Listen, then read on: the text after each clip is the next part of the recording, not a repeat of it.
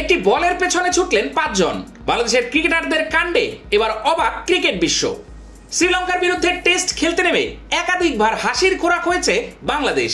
সবার দ্বিতীয় টেস্ট চলাকালীন আবার একটি ঘটনা ঘটল, যা দেখে হাসি চেপে রাখতে পারল না ক্রিকেট প্রেমীরা। একটি বলের পেছনে ছুটতে দেখা গেল বাংলাদেশের 5 ফিল্ডারকে, তবে এতজন দৌড়ানোর দরকারই ছিল না। শ্রীলঙ্কার দ্বিতীয় ইনিংসের 21তম ওভারে ঘটনাটি ঘটে। হাসান মাহমুদের বল প্রভাত জয়সূর্যের ব্যাটের কানায় লেগে গালি অঞ্চল দিয়ে বাউন্ডারির দিকে যাচ্ছিল।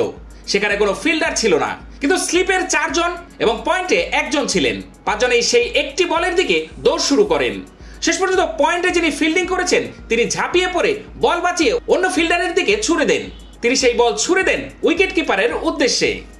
2টি রান বাঁচানো গেলেও বাংলাদেশের ক্রিকেটারদের প্রচেষ্টা দেখে হাসির রোল উঠেছে।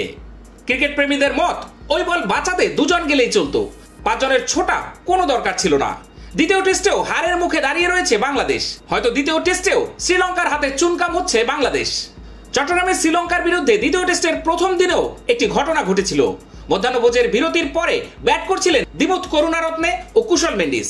তাইজুল ইসলামের একটি বলে রক্ষণাত্মক শট খেলেছিলেন মেন্ডিস।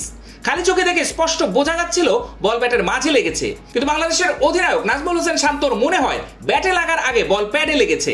তিনি কয়েকজন ক্রিকেটারের সঙ্গে আলোচনা করে রিভিউ নেন। বাংলাদেশের এই সিদ্ধান্ত দেখে অবাক হয়ে যান শ্রীলঙ্কার 2 ব্যাটার ও আম্পায়ার। রিভিউতে দেখা যায় বল প্যাডের ধারে কাছেও ছিল না। রিভিউ দেখার পরে বাংলাদেশেরই কয়েকজন ক্রিকেটার হাসি চাপতে পারেননি। শ্রীলঙ্কার 2 ব্যাটারও হেসে ফেলেন। এরপরে 3 জন ফিল্ডার মিলে একটি ক্যাচ ছাড়ার ঘটনাও ঘটিয়েছে বাংলাদেশ ক্রিকেট দল।